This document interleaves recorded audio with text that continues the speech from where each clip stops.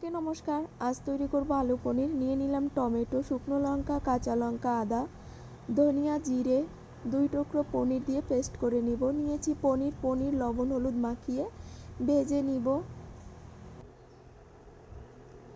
পনিরগুলো ভাজা হয়ে গিয়েছে, নামিয়ে নেব। এই তেলে কেটে রাখা আলুগুলো ভেজে নিব।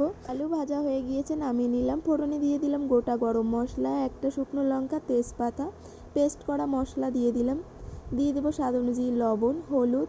এবার ভালোভাবে মশলা কষিয়ে নিব। দেবো ভেজে রাখা আলু দিয়ে ভালোভাবে মশলা কষিয়ে নিব।